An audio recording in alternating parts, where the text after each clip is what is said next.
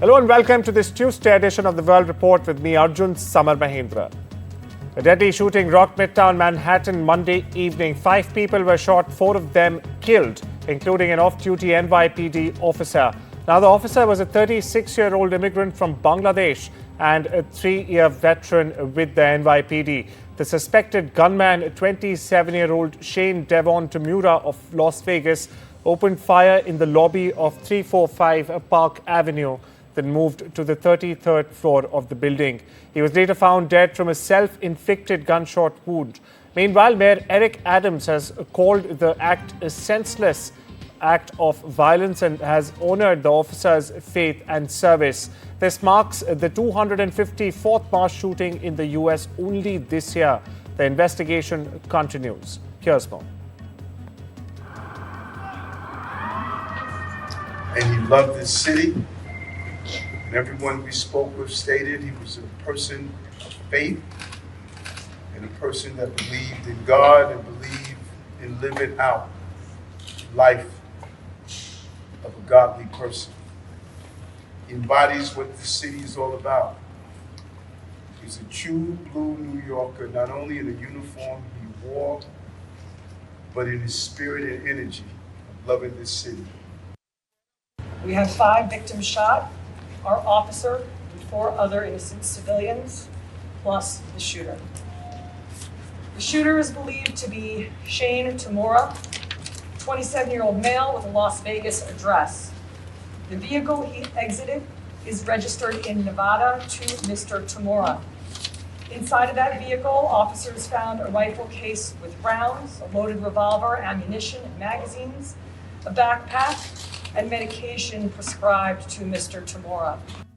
With the US, where a gunman opened fire Monday outside the largest casino in Nevada's Reno, killing 3 people and wounding 3 others before being taken into custody. Now, 2 victims were in critical condition, while the other had been released from the hospital, Sparks Police Chief Chris Crawford said during a news conference. The suspect had no known connection to the victims, police said, adding that the motive is still unknown. The shooter walked up to the casino hotel's valet parking area, pulled out a handgun and pointed it at a group of people. His gun initially malfunctioned, but he quickly was able to get it to shoot, according to cops. The suspect then fled on foot through the parking lot, where he encountered an armed casino security guard. Crawford said the gunman opened fire on the guard, who returned fire as the shooter fled. Here's what he said. This morning at 7:25, Reno police officers responded to the Grand Sierra Resort on the report of an active shooter. Within 2.5 minutes, our PD officers arrived on scene and were able to locate the suspect on the northwest side of the property in the parking lot. The suspect confronted these responding officers with a firearm, and an officer-involved shooting occurred. The bravery and rapid response by our officers stopped the suspect's rampage on innocent victims, which definitely saved lives and prevented additional people from being victimized. Officers and personnel from the GSR provided medical aid to the victims until Reno Fire Department and REMSA arrived on scene. The quick response by these skilled medical professionals ensured immediate treatment and transportation without hesitation to local hospitals. During the incident, 1 officer sustained minor injuries, most likely from glass fragments. This was the only physical injury our officers received during the incident. Donald Trump is publicly pressurizing Israel to ease its Gaza blockade, saying he wants every ounce of food let in. Now, speaking from Scotland, Trump acknowledged for the first time, in fact, that there is a real starvation in Gaza, directly contradicting Israeli Prime Minister Benjamin Netanyahu. Here's what he said. Well, I'm going to say, look, we're giving money and we're giving food, but we're over here and we're over in the United States, and I think I can speak for the Prime Minister. We're giving money and things. He's got to sort of like run it. Well, I want them to make sure they get the food. I want to make sure they get the food, every ounce of food. I think you want the same thing. Hospitals in Gaza have recorded that 14 more people have died of hunger and malnutrition over the past 24 hours, bringing the total number of hunger and malnutrition-related deaths in the besieged enclave to 147, including 88 children. This is according to Gaza health official statement on Monday. Meanwhile, Israel has further tightened its blockade on Gaza since the conflict between Hamas and Israel erupted on the 7th of October 2023, causing severe shortage of food, drugs, fuels and other basic necessities. Now, over the past few months, multiple international aid agencies, including the United Nations, have condemned Israel of repeatedly blocking humanitarian aid and have also called for immediate lifting of blockade to prevent the humanitarian situation in Gaza from worsening further. Staying with Gaza, where an explosion lit up the Gaza skyline early Tuesday as Israeli strikes on the enclave continued. On Monday, Israeli strikes or gunfire killed at least 78 Palestinians across the Gaza Strip, including a pregnant woman whose baby was delivered after her death, but also died, local health officials said. Meanwhile, dozens were killed while seeking food, even as Israel moved to ease restrictions on the entry of aid. Russia claimed on Monday that its forces had targeted Ukrainian military airports and military industrial facilities, while Ukraine reported on the same day that its troops had in fact contained Russian forces on multiple fronts and had also repelled attacks. Russia's Ministry of Defense said in its latest briefing that over the past day, its forces had launched large-scale attacks on Ukrainian military airports and even military industrial facilities using long-range precision weapons and drones, including the Dagger hypersonic air-launched ballistic missile. Meanwhile, the General Staff of the Ukrainian Armed Forces reported on the same day that 158 fights, in fact, had occurred along the front lines in the past 24 hours. The Ukrainian Air Force, missile units and artillery struck 8 Russian military personnel, weapons and military equipment concentration areas, 1 radar station and 1 artillery system. Donald Trump is turning up the heat on Vladimir Putin, giving the Russian leader just 10 to 12 days to in fact reach a peace deal with Ukraine. Now, speaking alongside UK Prime Minister Keir Starmer in Scotland, Trump said, and I'm quote here, that he's done waiting after nearly 50 days of stalled diplomacy. His frustration comes after a failed round of talks in Istanbul, where President Putin again refused to attend. We thought we had it settled, then Putin starts launching rockets, Trump said, referencing recent deadly strikes on Kyiv. Trump also warned of new sanctions and is in fact now urging European allies to ramp up arms shipments to Ukraine. Now, these also include Patriot missile systems. He says if Putin doesn't act fast, we'll see what happens. It's a clear sign that Washington's patience is wearing thin indeed. Any questions? Earlier you said that you were going to change the deadline from 50 days. Yeah, I'm going to make a new deadline of about 10 or 12 days from today. There's no reason in waiting. There's no reason in waiting. It's 50 days. I want to be generous, but we just don't see any progress being made. Donald Trump is shedding new light on his past with Jeffrey Epstein. Speaking from Scotland on Tuesday, Trump said he ended the friendship years ago, not over criminal allegations, but because Epstein stole people who worked for Trump. He did it once, I warned him. He did it again, I threw him out, Trump said, calling Epstein persona non grata at his Florida club. Now, the comments come as protests and political heat grow at home. Meanwhile, in Ohio, Vice President J.D. Vance faced demonstrators accusing the GOP of protecting Epstein. The president has ordered Attorney General Pam Bondi to push for the release of sealed Epstein documents. Now, Trump says he wants full transparency. Meanwhile, for perspective here, viewers, Epstein died in a New York jail in 2019 while awaiting sex trafficking charges. The Justice Department says it was suicide, but questions still linger. Donald Trump has attacked London's Mayor Sadiq Khan once again and has called him nasty at a news conference in Scotland alongside British PM Keir Starmer, who interjected that Khan was his quote-unquote friend. Trump added, I think he's done a terrible job. Now, it's a long-standing feud. In order to know more, Vishal joins us. But first, let's listen in to what Trump said. Will you go to London, or are you worried it's no longer London? About what? Will you visit London during the state visit? I will. I'm not a fan of your mayor. Why not? think I think he's done a terrible job. The mayor of London, but a nasty person. I think he's done. I think he's a friend of mine, right? No, I think he's done a terrible job. But I would certainly visit London. Yeah. In 2016, when it was Mr. Sadiq Khan's first term as London's mayor, when he had attacked Trump's policies, Trump had introduced some policies banning certain individuals and also citizens from many Muslim countries about 9 years ago. He had spoken about that, and following that, Trump had attacked Sadiq Khan and branded him a very dumb person, a loser, and many other things he had gone on to say. And he has spoken on the same lines this time. It's a tuned down version of what he had spoken in the past, but it's still nonetheless another attack. And Khan has also not been mum on this. He has repeatedly attacked Trump's policies and said that Trump had attacked him in the past and in the recent past as well because of his skin color. So this tit for tat had been going on, as you mentioned rightly. And Sadiq Khan's statement is expected, and he will most likely speak against Trump really soon. Meanwhile, supporters and opponents of Alvaro Uribe clashed briefly outside a court in Bogota, where the former Colombian president was found guilty of bribery and witness tampering on Monday.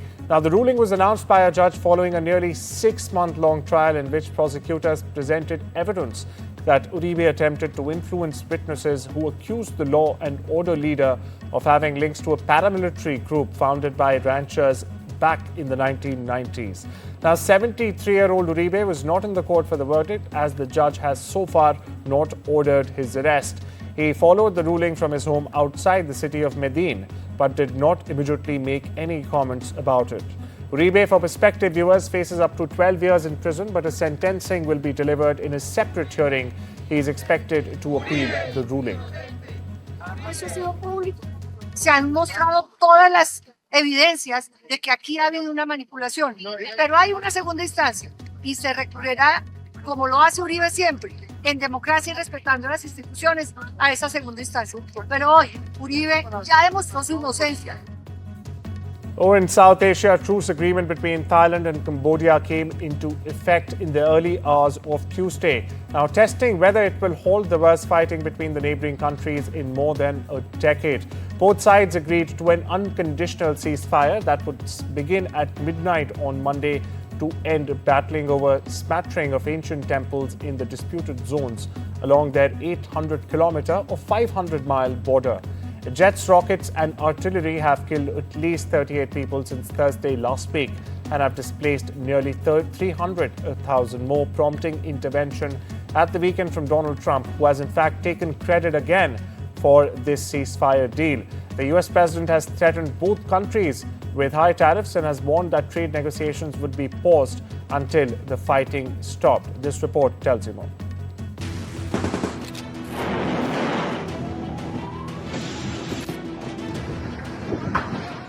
After almost 5 days of deadly clashes along the Thailand Cambodia border, a fragile calm settles over Southeast Asia as the neighbors agreed to a ceasefire on Monday.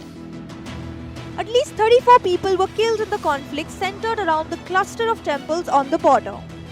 Almost 3 lakh civilians were evacuated. International concern was mounting. The world watched as 2 ASEAN neighbors stood at the brink of war. Then came the breakthrough. Under mounting diplomatic pressure and a proposal led by Malaysia's Prime Minister Anwar Ibrahim, both sides agreed to lay down arms. Excellencies, ladies and gentlemen, today we have a very good meeting and very good results that hope to stop immediately the fighting. I would like to express my sincere appreciation to Prime Minister Anwar, the government of China and President Trump for your good view and concern. But as the smoke clears, big questions linger. Core issues such as disputed territory, border militarization, and decades of mistrust remain unresolved. And while guns are silent for now, the road to lasting peace is anything but certain. The big question is, will diplomacy hold? Or is this just the eye of a bigger storm? Southeast Asia holds its breath, and the world watches with it. With Vishal Vivek, Bureau Report for NDTV. East Asia has deepening efforts to incentivize having children. You heard that right. China has just launched its first nationwide childcare subsidy program, offering families around $500 annually for each child under 3 as part of a broader move to address declining marriages and fertility rates. Now, the issue extends well beyond the region, with global fertility at its lowest rate in recorded history and the world's population expected to start declining in 2080. Some experts argue that such depopulation will lead to fewer wars as governments focus on shrinking resources. It's time we slip into a short break. Much more on the other side.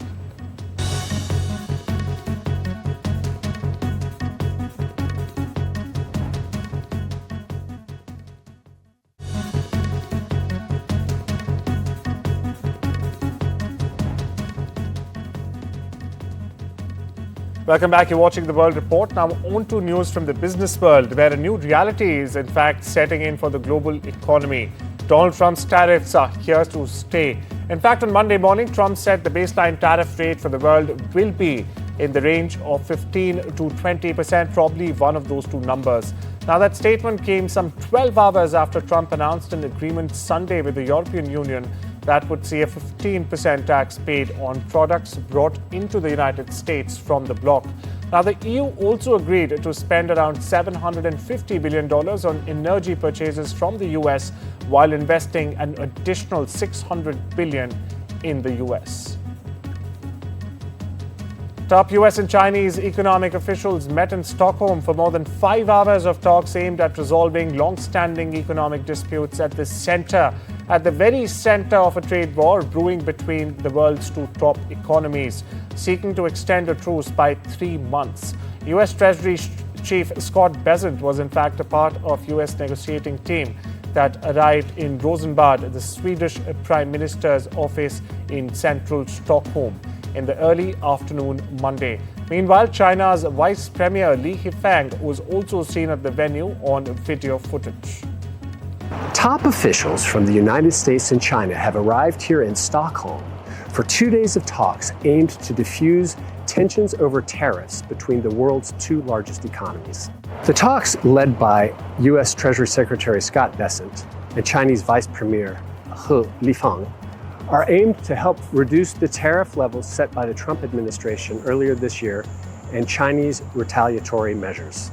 Analysts expect an extension of the 90-day pause in the highest tariff levels in anticipation of a meeting later this fall between U.S. President Donald Trump and Chinese President Xi Jinping.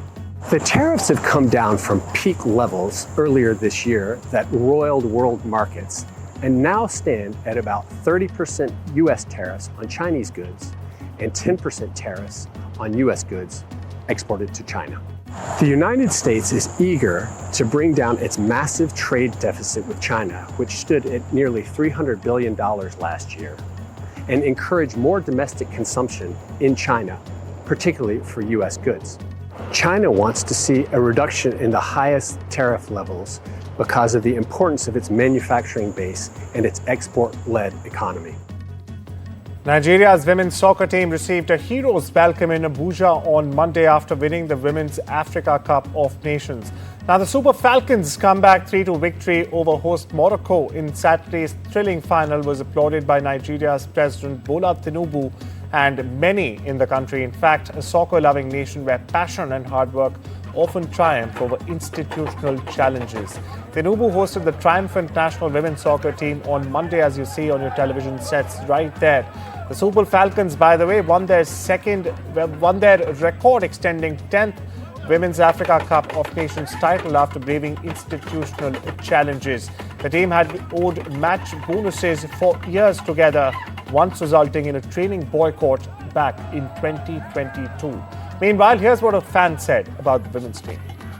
At any point, at any time, Nigerian women can compete across the globe, which is very important. And it means the women need more empowerment, they need more support because you can see anything they touch turns to gold. Liam Neeson walked the red carpet on Monday after the US premiere of The Naked Gun. He stars as Detective Frank Drebin Jr., continuing the iconic role originally made famous by Leslie Nielsen in the classic film series.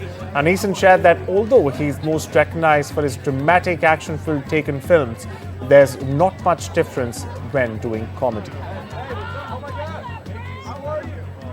Well, that's all we have for you this Tuesday afternoon. Take care and have a wonderful day.